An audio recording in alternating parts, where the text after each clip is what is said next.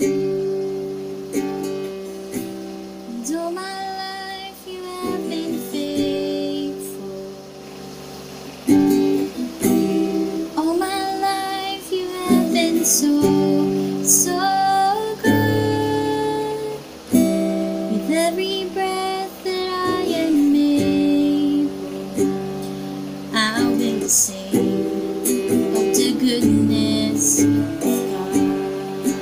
I love your voice.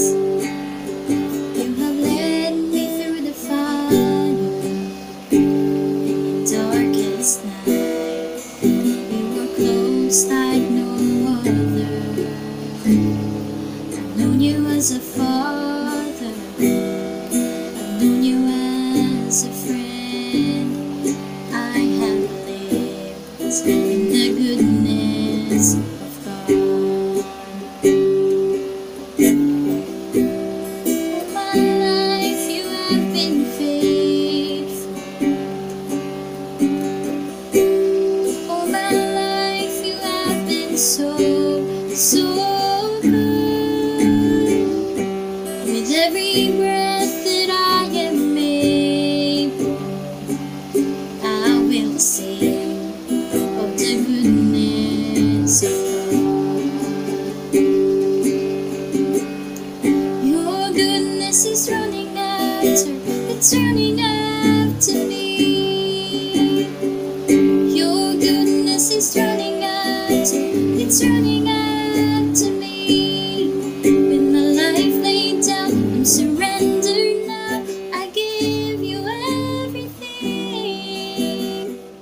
Your goodness is running after, it's running after me.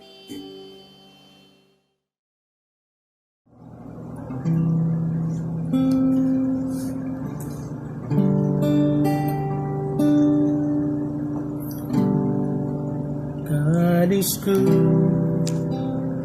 all the time. We put a song of praise in this heart of mine. God is good all the time. Through the darkest night, His light will shine. God is good. God is good all the time. God is good all the time. Put a song of praise in this heart of mine. God is good all the time. Through the darkest night, His light will shine. God is good. God is good all the time. If you're walking through the valley and the shadows all around, do not fear. He will guide you. He will keep you safe and sound. He has promised never leave you or forsake you. And His good is true. God is good all the time. He put a song of praise in this heart of mine. God is good all the time. Through the darkest night, His light will shine. God is good. God is good all the time. We were sinners and so unworthy. Till for us He chose to die. With us His Holy Spirit, now we can stand and testify that His love is everlasting and His mercies, they will never end. God is good all the time. He put a song of praise in this heart of mine. God is good all the time. Through the darkest night, His light will shine. God is good. God is good all the time. Though I may not understand all the plans You have for me, my life life is in your hands. Through the eyes of faith, I can clearly see God is good all the time. We put a song of praise in this heart of mine. God is good all the time. Through the darkest night, His light will shine. God is good. God is good all the time. God is good all the time. We put a song of praise in this heart of mine. God is good all the time. Through the darkest night, His light will shine. God is good. God is good all the time. God is good all the time. We put a song of praise in this heart of mine. God is good all the time. Through the darkest night, His light will shine. God is good. God is good all the time.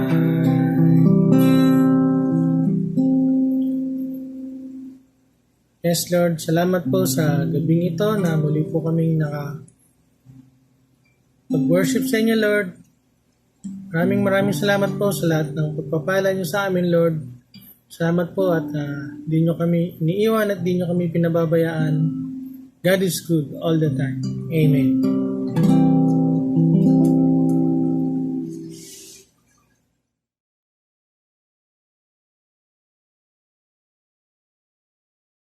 Isang mapagpalang gabi po sa ating lahat at welcome mo muli sa ating Vesper Worship Service. Isang gawain na napakalaga po at nararapat pong gawin bilang mananampalataya upang bigyan diin natin ang isang panalangin o isang gawain na kaibig-ibig sa ating Panginoon.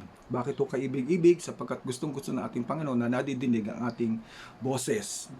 Alam niyo po, isang membro po ng pamilya, ang importante po sa bawat isa po sa atin, ang tawag po natin sa kanila ay nanay, mami, or ina. No? Alam niyo po, kapag ang kanyang anak ay merong karamdaman o merong nararamdaman na hindi maganda, kahit puyat na puyat huyan, kahit pagod na pagod huyan, madinig lang yung boses na kanyang anak na merong karamdaman ay siya po'y nagigising, bumabangon, kahit siya po'y pagod na pagod, kahit siya'y puyat na puyat. Ito'y kanyang inaasikaso. Kapag ang kanyang na anak ay umuungol dahil sa karamdaman, ito kagad ay kanyang inaasikaso, nilalapitan at kanyang inaalagaan. Mga kapatid, mga kaibigan, ganun din po ang ating Panginoon. Kapag tayo may nararamdaman, kapag tayo may hinaing, kapag tayo ay tumatawag sa Kanya, ay tayo kagad ay kanyang inaasikaso. May sinasabi sa atin, inaalagaan tayo, binubuhat tayo, pinapalakas tayo, at higit sa pinapagaling tayo. Ito po isang katangian ng ating Diyos na maganda pong malaman po natin. At sa ating pagtawag po sa Kanya, ito po yung tinatawag na panalangin. Kaya sa bawat panalangin po natin, naroon po ang ating Panginoon na patuloy nakikinig sa bawat isa po sa atin. Na parang ina, na tayo inaasikaso, pinakikinggan, pinapalakas, at pinagagaling, tinutugon, na may kasamang pagmamahal. Ngayong gabing pong ito, ay meron na magbibigay sa atin ng mensahe patungkol sa panalangin, na isang bagay na napakalaga po. Parahil ito'y magpapaalala sa atin sa kahalagahan ng panalangin. Ihandaan niyo po ang inyong puso at pag-iisip sa pakikinig po ng mensahe na dadalhin po sa atin ni Mang Ray. Isang mapagpalang gabi po sa ating lahat, mga kapatid. Welcome po sa ating Vesper Night. Kumusta po kayo? Nawa po ang ating buhay panalangin ay lalong sumisigla, lalong lating napapalapit sa ating Panginoon na siyang totoong nagmamahal sa atin, totoong nag-iingat sa atin, totoong nagbigay sa atin ng buhay na masagana. Ang nais ko pong ibahagi sa inyo ngayon ay hango sa aklat ng Epeso, chapter 6, chapter 6, verse 10 to 20. Na pinagatan ko itong The Prayer Armor. Pero bago po tayo magsimula, samahan niyo po muna akong sa ating pananalangin. Panginoon naming Diyos, amang dakila at makapangyarihan sa lahat. Salamat po sa gabing ito na ipinagkaloob niya sa amin. Salamat, Panginoon, sa biyaya ng gabi ng panalangin, Panginoon. Gawin niyo ito, Panginoon, na maging kalakasan namin, Lord, sa aming buhay spiritual.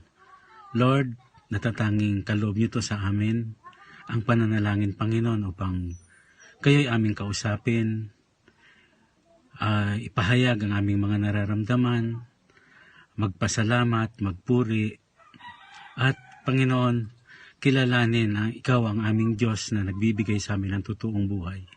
Ganon din ang aming mga nararamdamang sakit, Panginoon, o mga pangangailangan namin, Lord, sa buhay. Lord, salamat sa panalangin na natatanging ito na pinagkaloob niyo sa amin. Lord, anumang oras, anumang sandali, nakakausap namin kayo, Panginoon, kahit saan, Panginoon. Ganito niyo po kami binigyan, Lord, ng pag-asa sa buhay, Lord, na anytime nakakausap namin kayo. Lord, salamat po, maraming salamat. Panginoon, sa aming pong pag-aaral ng iyong salita ngayon, samahan niyo po kami. May matutunan po kami rito, Lord, na magdadagdag sa amin ng kalakasan. Sa aming pamumuhay, Lord, sa sanlibutang ito, na punong-puno, Panginoon, ng kasamaan, punong-puno ng panlilinlang, dahil ito po ay pinag-aharian, Panginoon, ng tinatawag nating Panginoong Diablo. Siya ang evil, Panginoon, na naghahari dito sa sanlibutan. Salamat po, Panginoon, sapagkat binigyan niyo kami ng kapangyarihan upang mapaglabanan ang lahat ng ito. Lord, kinukumit po namin sa iyo ang gawaing ito. Pagpalain niyo po ang oras na ito ng aming pag-aaral. Mapapurihan ka po namin. Maraming pong salamat sa pangalan ni Jesus. Amen. Samahan niyo po ako sa pagbasa ng ating teksto na hango sa aklat ng Efeso, Kabanata 6, versikulo 10 hanggang 20. Sa wakas, magpakatibay kayo sa pamamagitan ng inyong pakikipag-isa sa Panginoon at sa tulong ng dakilang kapangyarihan niya. Isuot ninyo ang baluting kaloob ng Diyos upang mapaglabanan ninyo ang mga lalang ng Diablo. Sapagkat ang kalaban natin hindi mga tao kundi mga pinuno, mga may kapangyarihan at mga tagapamahala ng kadilimang na mamayani sa sanlibutang ito. Ang mga hukbong espiritual ng kasamaan sa himpapawid. Kaya't isuot ninyo ang baluting mula sa Diyos, sa gayon makakatagal kayo sa pakikipaglaban pagdating ng masamang araw na iyon at pagkatapos ng iyong pakikipaglaban ay matatag pa rin kayong nakatayo. 14. Kaya't maging handa kayo, gawin ninyong bigkis ang katotohanan, itakip sa dibdib ang baluti ng pagkamatuwid, at isuot ang panyapak ng pagiging handa sa pangangaral ng mabuting balita ng pakikipagkasundo sa Diyos.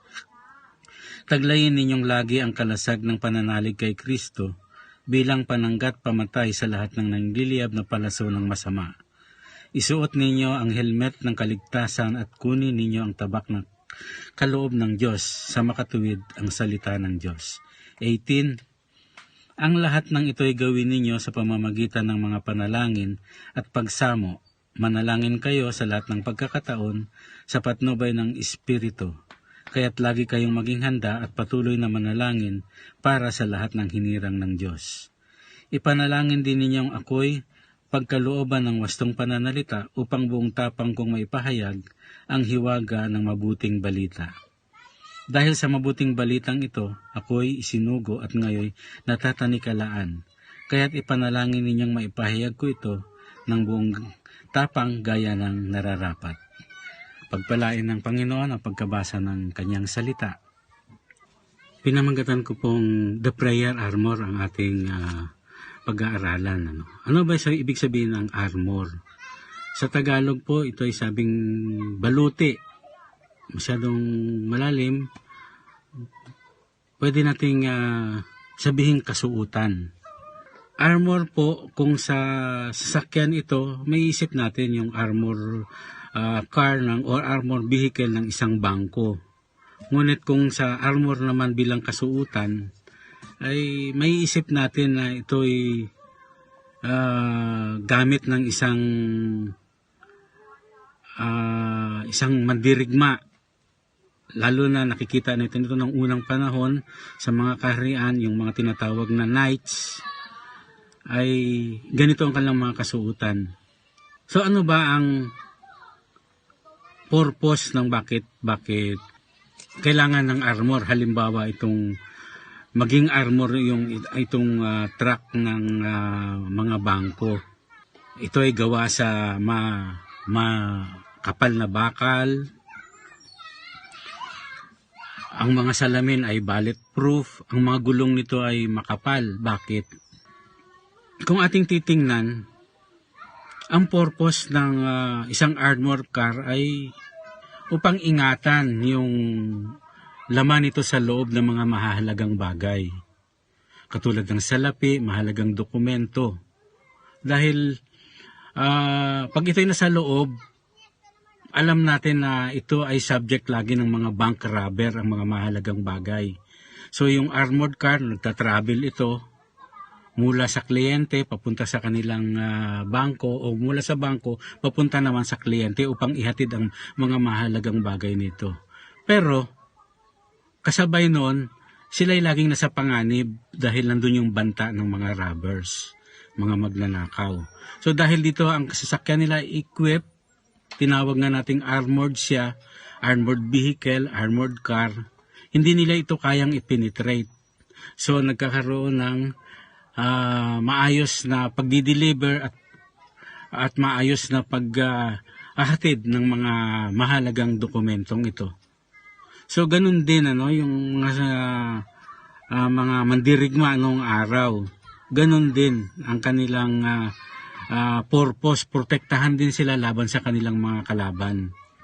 So ito yung purpose ng armor, upang ingatan, maipagtanggol ka, hindi ka mapinsala, makapagpatuloy ka sa iyong pakikipaglaban, o kung ano man ang panganib na darating sa iyo, ikaw ay protektado ng mga armor na ito. Ano bang binibigay nito sa atin? Naniniwala tayo na tayong mga mananampalataya o mga Kristiyano ay naniniwalang ang buhay natin dito sa mundo ay isang malayong paglalakbay, masalimuot na paglalakbay. Sapagkat ayon nga kay Apostol Pedro sa unang Pedro, kabanatang 5, talatang 8, ang sabi niya ay, humanda kayo at magbantay. Ang diablo na kaaway ninyo ay parang liyong umaatungal at ali-aligid na humanap ng masisila. So ibig sabihin nag-aantay, nag-aabang ng kanyang masisira. Wala siyang tigil. Ito ang kanyang gawain. Abalahin tayo, sirain tayo upang yung paglalakbay natin ay mabalam, matigil, maabala tayo, at ang nangyari pa nga minsan, ang iba ay talagang hindi na makapagpatuloy. Kaya ang sabi nga ni Apostol Pedro is humanda tayo, lagi tayong maging maingat, laging maging mapagbantay, sapagkat parang leon na umaatungal, ganun siya katapang. Bakit kailangan natin ng armor sa ating paglalakbay? Ano ba ang naibibigay nito? So una, ang kapangyarihan ng armor ay upang bigyan tayo ng kaaliwan, upang ipagtanggol tayo. Ganun ang unang makikita natin sa kapangyarihan nitong armor. Sabi nga sa verse 10 hanggang 17, makita natin doon yung sinasabi na una, dapat makipag-isa tayo sa Diyos na makapangyarihan. Isuot natin ang kanyang baluti upang mapaglabanan natin ang mga lalang ng diablo. So, yung baluti na sinasabi to, siya mismo, nakipag-isa tayo sa Diyos na makapangyarihan. Dahil na sa verse 12, sabi nga niya, ang kalaban natin ay hindi tao. So, anong laban nga natin? Kalaban natin ay hindi tao. So, kailangan ipang ilaban natin dito sa hindi taong ito na siyang naghahari sa sanlibutan, ay ang Diyos na makapangyarihan, ay hindi rin siya tao, kundi siya ang dakilang Diyos, may likha ng lahat ng bagay. So, sabi pa nga niya is, kilala niya yung kalaban natin. So alam ng Panginoon na hindi natin kaya ang ating kalaban. Kaya sinasabi ni Pablo na makipag-isa tayo sa Panginoon. Isuot ang kanyang baluti bilang ating sandata, bilang ating pananggalang. Sa 14 is isuot ang baluting mula sa Diyos. Ito naman yung mga sandata, kung paano natin sila mapaglabanan. Andiyan yung binanggit yung katotohanan, sandata natin ang katotohanan, ang katuwiran, ang kahandaan natin sa pagsasalita o pagbabahagi ng salita ng Diyos, ng pakikipagkasundo. Sa verse 16 po, ito pang sabi niya, bilang ating pangsalag, pang ating sandata, no, ating kalasag. Taglayin ninyo lagi ang kalasag ng pananalig kay Kristo. Ito yung ating pananampalataya. Bilang pananggat pamatay sa lahat ng nagliliyab na palason ng masama. Isuot ninyo ang helmet ng kaligtasan at kunin ninyo ang tabak ng kaloob ng Espiritu sa makatuwid ang salita ng Diyos. So ito ang ating mga sandata, no? Bilang ating kalasag. Dapat maalam tayo sa salita ng Panginoon upang hindi tayo malinlang. Alam natin ang katotohanan. So ito yung sinasabi ni Apostol Pablo, na ang kalaban natin ay hindi mga tao. Sa awit 119, 105, ganito ang sinasabi, sa English. Thy word is like a lamp to my feet and like a light to my path. So ibig sabihin, ang salita ng Panginoon ay siya yung ating tabak. Sa ating paglalakbay, nagliliwanag. Hindi tayo matatalisod o maliligaw sapagkat maliwanag ang ating inaapakan. At pag tumingin tayo sa malayo, may liwanag pa rin. Nakikita natin kung saan tayo patungo. So ganito, hindi tayo kayang linlangin ng dyablo na isinalarawan siya ni Apostol Pablo bilang isang mabangis na leon, So ang kahalagahan ng alam natin ang salita at sinasabi ng Panginoon. Ikalawang makikita nating kapangyarihan ng meron sa baluting ito ng ating Panginoon ay yung binibigyan tayo nito ng excitement. Bakit ko nasabing excitement?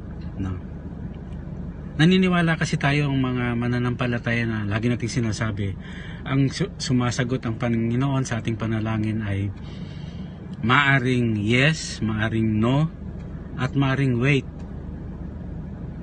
Pero sa aking pagbabasa dito sa Efeso, nakita ko din na lahat ng yon, pag pinagsama-sama mo, yung resulta is excitement. Bakit?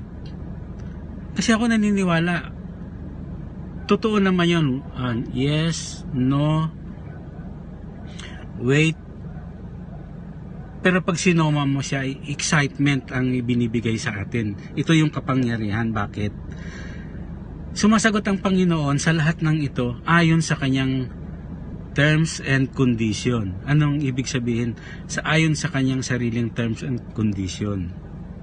Basahin natin ang verse 18 to 20. Ang lahat ng ito ay gawin ninyo sa pamamagitan ng mga panalangin at pagsamo. Manalangin kayo sa lahat ng pagkakataon sa patnubay ng Espiritu, kaya't lagi kayong maging handa at patuloy na manalangin para sa lahat ng hinirang ng Diyos. Ipanalangin din ninyong ako'y pagkalooban ng wastong pananalita upang buong tapang kong mapahayag ang hiwaga ng mabuting balita. Dahil sa mabuting balitang ito, ako'y sinugo at ngayon natatanikalaan, kaya't ipinalangin ninyong maipahayag ko ito ng buong tapang gaya ng nararapat. Tayo'y nananalangin na madalas nananalangin tayo ayon sa gusto natin. Tapos umaasa tayo, naniniwala naman tayo na sasagot ang Panginoon ng yes, sasagot ang Panginoon ng no, sasagot na ang Panginoon ng wait. Pero nakaligtaan natin na ang lahat ng yan, tatlong yon, kung tayo nagpapasakop doon sa terms and condition ng Panginoon, may excitement ang buhay pananalangin. Bakit? Nahahayag yung mga bagay na hindi natin alam eh. Hindi natin alam, hindi mo naman siya pinalangin. Iba ang pinapanalangin mo. Pero yung sagot ng Panginoon ay wala sa isip mo to. Nabibigla na lang tayo at namamangha. Nangingiti tayo. Lord, ang galing-galing mo. So, pag ganun yung nararamdaman natin, nakikita natin na terms and condition niya ang talagang dapat nating maging asahan. Kasi madalas nga sinasabi natin pa na Panginoon, hindi ang gusto ko, kundi ang kalooban niyo po ang masunod. So, yung mga ganong klaseng panalangin, ang resulta sa atin nun ay excitement. Kasi nararamdaman mo, ito yung talaga gusto mo eh. Nasa tingin mo, tama naman sa kalooban ng Panginoon. Tapos sasabihin natin, nag-aantay ka, hindi siguro yes ang sagot ng Panginoon, hindi siguro no, o mag-antay pa ako. Pero sa totoo lang ako naniniwala, lahat ng panalangin natin sinasagot ng Panginoon base sa kanyang terms and condition. Isang halimbawa, 'di ba, si Pablo, si Apostle Paul. Sa 2 Corinthians 12:7, 'di ba, ang sabi nga niya, 3 beses niyang pinalangin sa Panginoon na alisin sa kanya ang sagabal na ito. Na sinasabi nga natin, hindi natin matiyak kung ano ito. Pero, sinagot ba siya ng Panginoon ng yes? Sinagot ba siya ng Panginoon no? Sinagot ba siya ng wait? Malinaw ang sagot ng Panginoon sa kanya. Ang biyaya ko sa iyo ay sapat-sapat. So, hindi ba isa siyang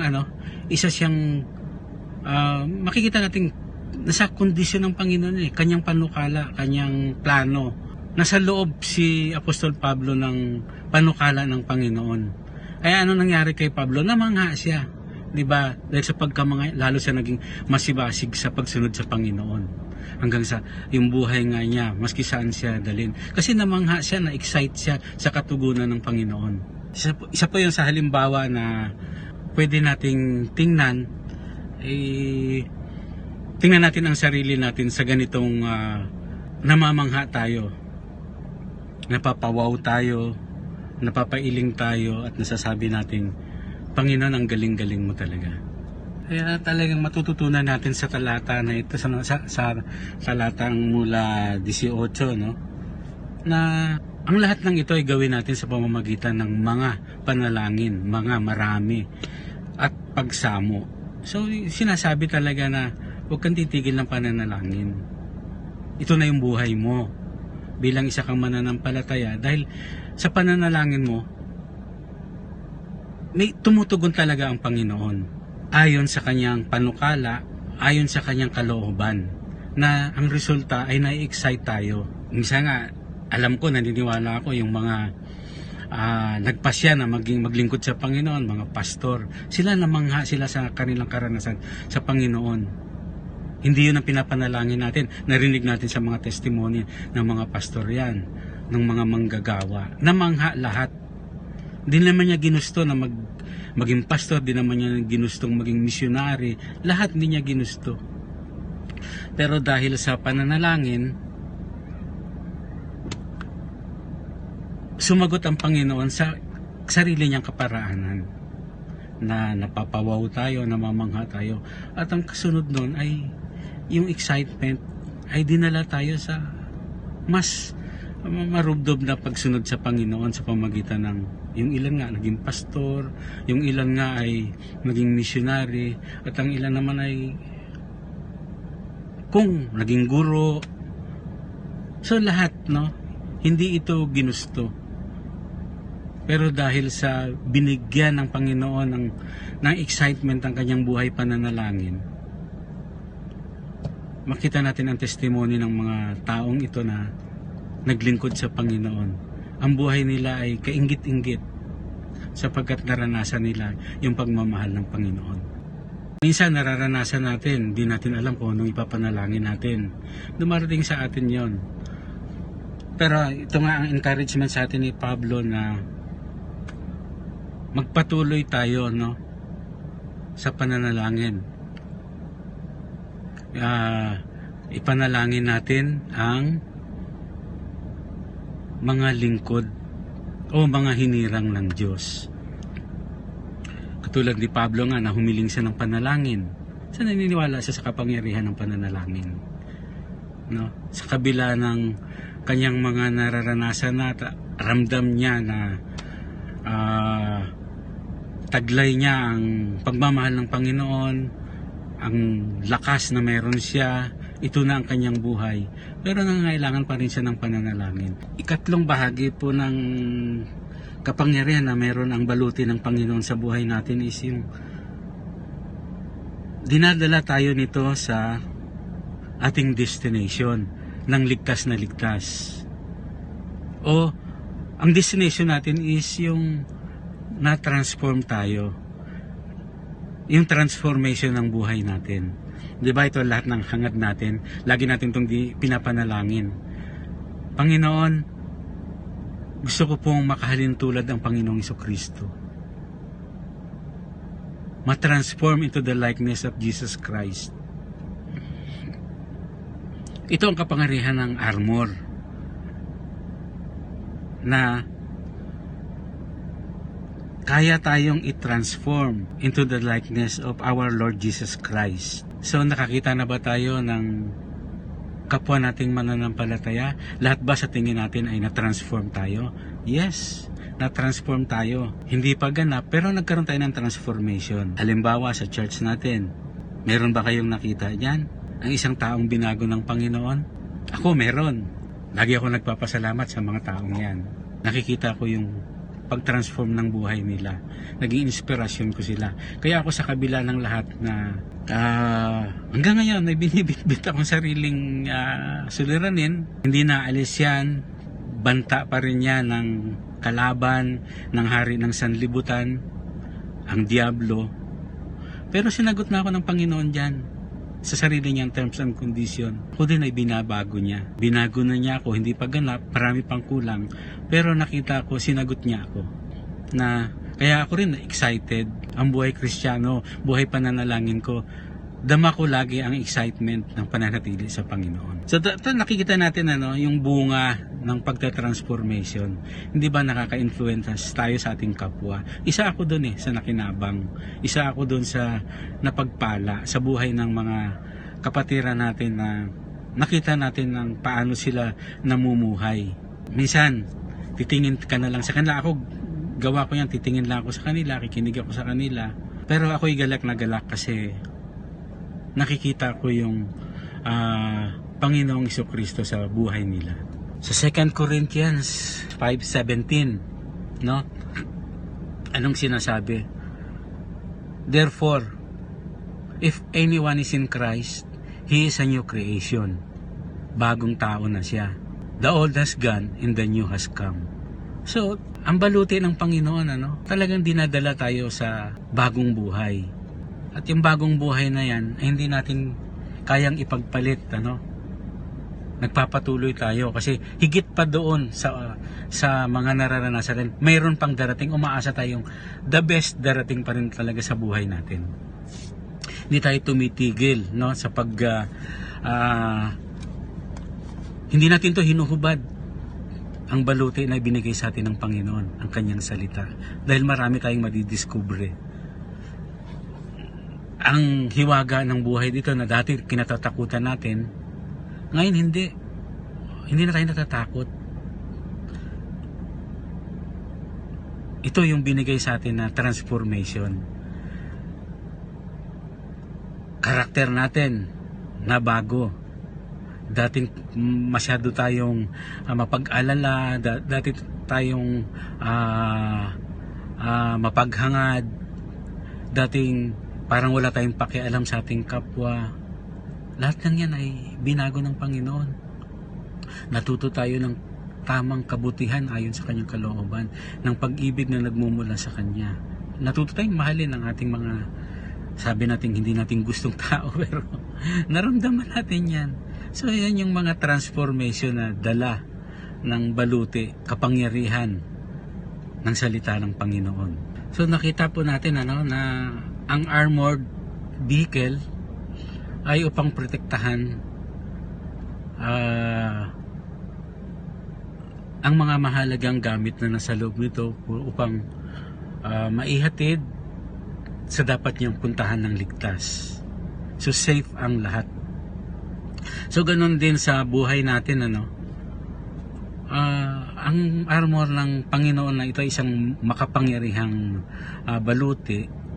Ganun din ang purpose niya, ang ingatan tayo at dalhin doon sa kanyang kaharian ng ligtas. Makakasama na natin ang Panginoon. Si D.L. Moody, isang pastor, isang teacher, guro. Gustong-gusto ko ang kanyang sinabi, na katunayan kung sa mga kaibigan ko diyan na profile ko ito ang kanyang sinabi. Sabi niya, I never pray more than 5 minutes at a time, but I never go 5 minutes without praying. So, napakaganda, buhay panalangin ni D.L. Moody na kanyang itinuturo din sa atin, umabot sa ating panahon. Kinuwenta ko ito sabi ko, parang ako sa kanya ng buhay niya, na 5 minutes, bilangin mo sa isang oras ilang 5 minutes. So, sa loob ng isang oras, 12 times siyang nananalangin. Kung gising siya ng 15 hours sa isang araw, 180 times siyang nananalangin sa loob ng isang araw. So isipin natin yun, gaano masasabi natin prayerful siya. Ka-excited ang naging buhay Kristiyano ni Pastor D.L. Moody. Exciting ang naging pagsunod niya sa Panginoon dahil sa kanyang pananalangin. Naging lifestyle niya yung pananalangin So yun po yung ang buhay na mayroon tayo kung pinapahalagahan natin ang buhay panalangin natin na siya naman talaga ang pinaka source ng ating lakas, source ng ating karunungan, source ng ating tibay sa pakikipaglaban sa sanlibutan na ito. Sabi nga, yung armor ng Panginoon ay gawin natin ito sa pamamagitan ng mga panalangin at pagsamo. Bilang pagtatapos po, John 14:6, ang sabi ng Panginoong Jesucristo mismo ang salita nito, Sabi niya, I am the way, the truth, and the life. No one comes to the Father except through me. So naglalakbay tayo sa buhay na ito sa mundo, ang Panginoong mismo ang dapat nating kasama kasi siya yung daan. Malinaw ang daan natin, hindi tayo matitisod, hindi tayo maliligaw. Siya yung truth, siya yung katotohanan. So yung mga aabala sa atin, ahadlang sa atin, kasama natin yung katotohanan.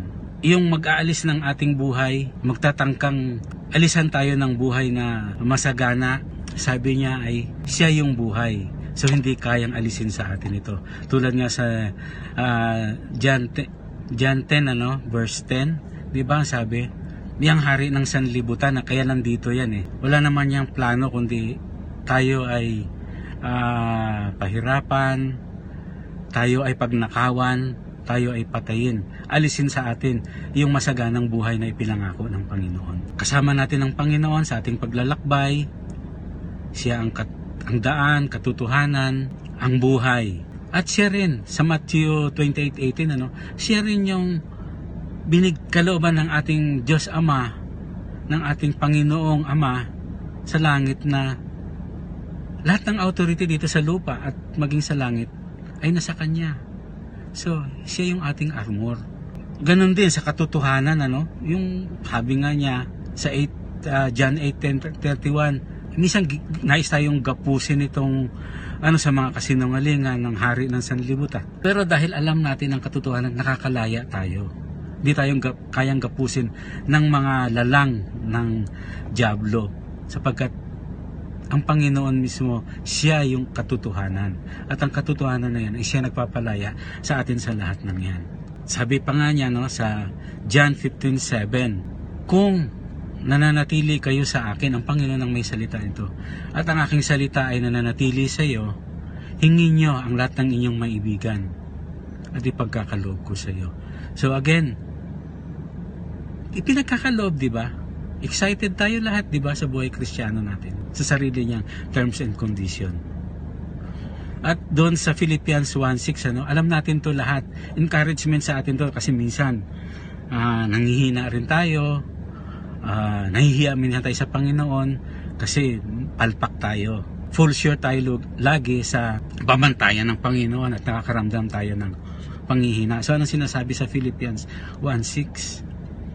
He who began a good work in you is able to bring it into completion until the day of Christ Jesus. So ibig sabihin magpatuloy tayo kasi ang encouragement sa atin ng Panginoon sa pamamagitan ni Apostol Pablo is hindi pa siya tapos sa atin, pero nasa Kanya ang kapangyarihan upang tapusin ito hanggang sa wakas. Panginoon, salamat po sa mensaheng aming napag-aralan. Ito po ay yung salita na punong-puno ng pagmamahal, pag-ibig, katotohanan. Panginoon, magamit po namin ito sa aming buhay mula ngayon na maging mapanalanginin kami. Pahalagahan namin ito, Lord, sapagkat malinaw, Panginoon, na kayo'y sumasagot. Huwag lang po kami manalangin, Panginoon, kung kailan kami may problema, kundi maging lifestyle po namin ito, Lord, sapagkat punong-puno po ng excitement ang buhay namin. Panginoon, sa iyo po ang kapurihan, sa iyo po ang kadakilaan. Sinasamba ka namin, Panginoon, ng buong puso, buong kaluluwa, buong kaisipan at buong kalakasan. Sa pangalan ni Jesus. Amen. Maraming salamat sa ating Panginoon at binigyan tayo ng oportunidad na tayo makalapit sa Kanya, na tayo tumawag sa Kanya at higit sa lahat tayo makapanalangin sa Kanya. Ito ay isang oportunidad na dapat nating pagsamantalahan. Tayo minamahal Niya at tayo iniirog Niya, tayo Kanyang inihintay lamang na tumawag sa Kanya. Gawin nating banal itong pagtawag sa Kanya, itong panalangin nito, at I encourage you to stop for a while kung ano yung ginagawa man natin at you join me in praying sa anuman nating kahilingan sa Kanya para sa ating iglesia. Tayo sandaling manalangin. Panginoon na makapangyarihan sa lahat, maraming salamat sa pagkakataon na itong iyong ginawa sa bawat sa amin. Salamat po, Panginoon, sa oportunidad. Salamat po, Panginoon, sa pribileyo na kami nakakatawag sa iyo, na kami, Panginoon, ay nakakaiyak sa iyo. Salamat po, Panginoon, sa pagkakataong ito bilang iyong mga anak. Binigyan mo kami, Panginoon, ng pribilehiyong ito na kami manalangin, makatawag sa iyo. At salamat po, Panginoon, at kami makalapit sa iyong banal na trono. Panginoon, sa paglapit namin sa iyo, kami punong-puno ng kasalanan. Kami hindi karapat-dapat sa iyo. Kaya, Panginoon, sa aming paglapit sa iyo, kami iyong patawarin. Kami iyong linisin upang maging katanggap-tanggap kami, Panginoon, sa iyong mga mata at sa iyong pandinig. Panginoon, maraming salamat sa oportunidad nito na dinidinig mo, nauunawaan mo, at higit sa lahat, Panginoon, nararanasan mo ang mga kalagayan namin sa buhay. Higit sa lahat, Panginoon, bilang iglesia ng High Praise. Ito, Panginoon, ay lupon ng mga pamilya. Ito yung mga pamilya, Panginoon, na nagmamahal sa iyo, pamilya, Panginoon, na umaasa sa iyo, pamilya, Panginoon, na tumatawag at naglilingkod sa iyo. Panginoon, dinggin mo ang bawat panalangin ng bawat pamilya ng High Praise family. Alam namin, Panginoon, na ito'y tutugunin mo. Alam namin, Panginoon, ito'y bibigyan mo ng kasagutan. Panginoon, sa pagkakataong ito, inihiling ko na patuloy mong pagpalain ang bawat pamilya ng High Praise. Pagpalain mo, Panginoon, palakasin, palaguin, itigit sa lahat, Panginoon, tugunin mo ang bawat kahilingan nila. Panginoon, sa ganitong panahon ng pandemya, Lord, ipadama mo na ikaw ang aming Diyos na buhay. Iparanas mo, Panginoon, na hindi mo kami pinababayaan o hindi mo kami iniiwan. Ipadama mo, Panginoon, na kami iyong inaalagaan. Sa gitna ng pandemya, Panginoon, kami iyong inilalayo sa anumang kapahamakan at kapanganiban. Inalalayo, Panginoon, sa anumang virus. At higit sa lahat, Panginoon, at patuloy mo kami pinapalakas, pinapatibay, hindi lamang pisikal, lalo higit, Panginoon, sa pananampalataya. Panginoon, bigyan mo ng kahuwan, gutom, ang bawat isa sa amin upang palakasin ang aming pananampalataya. Tunay Panginoon, sa bawat nadidinig namin, nakikita namin, nababalitaan namin sa aming paligid, kami kinakabahan, kami natatakot. Ngunit salamat po Panginoon, patuloy mong pinapalakas ang pananampalataya namin. Patuloy mong pinapalakas ang bawat kalagayan namin sa aming buhay. At higit sa lahat Panginoon, hindi mo kami iniwan, patuloy mo kami ginagabayan. Salamat po Panginoon sa mensahe na aming nadinig. Tunay Panginoon, Ikaw ang aming Diyos. Tunay Panginoon, Ikaw ang aming Panginoon, ang aming kalasag. Ikaw Panginoon, ang aming pananggalang. Sa anumang sitwasyon na aming buhay Panginoon, patuloy mo kami binabago. Patuloy mo kami Panginoon na pinapalakas. You continue to mold us, O God, in your own perfect way, in your own perfect will.